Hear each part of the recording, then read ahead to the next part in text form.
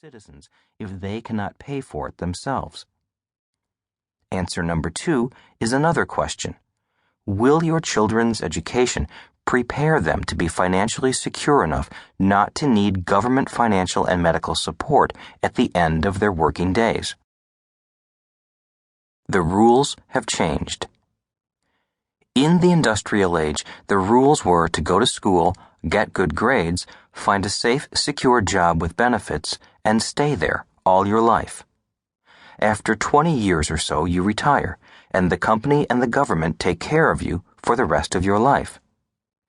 In the information age, the rules have changed. The rules now are to go to school, get good grades, find a job, and then retrain yourself for that job. Find a new company and a new job and retrain. Hope and pray that you have enough money set aside to last you much longer than age 65, because you will live well beyond the age of 65. In the industrial age, the defining theory of the era was Einstein's E equals mc squared. In the information age, the defining theory of the era is Moore's law, which spawned the current ideology that the amount of information doubles every 18 months. In other words, to keep up with change, you need to virtually relearn everything every 18 months. In the industrial age, change was slower. What you went to school to learn was valuable for a longer period of time. In the information age, what you know becomes obsolete very quickly. What you learned is important, but not as important as how fast you can learn, change, and adapt to new information. Both my parents grew up during the Great Depression. For them, job security was everything, which is why there was always a little bit of panic in their voice when they said, "You must go to school so you can get a safe, secure job."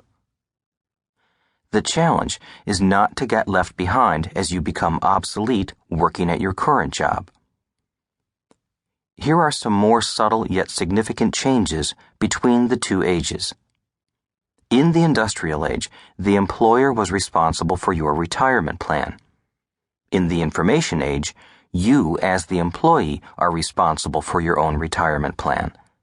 If you run out of money after age 65, it is your problem, not the company's problem.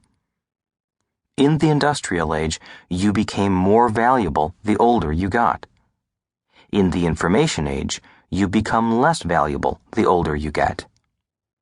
In the industrial age, people were employees for life.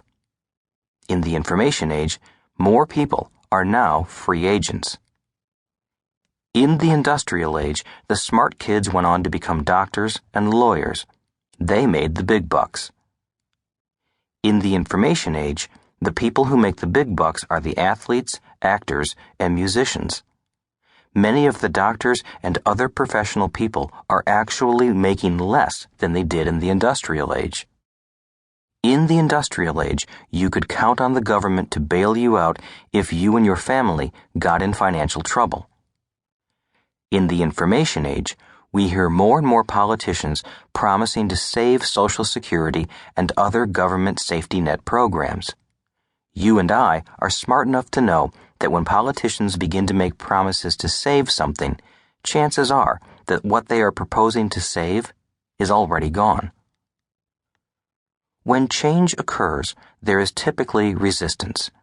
In the last few years, there are many examples of people recognizing the opportunities that arise during a period of change. 1. Bill Gates became the richest man in the world because the older men at IBM failed to see the market and the rules changing. Because of these older executives' failure to see these changes, the investors in IBM literally lost billions of dollars. 2. Today, we have information age companies started by 20-year-olds buying industrial age corporations run by 45-year-olds. 3.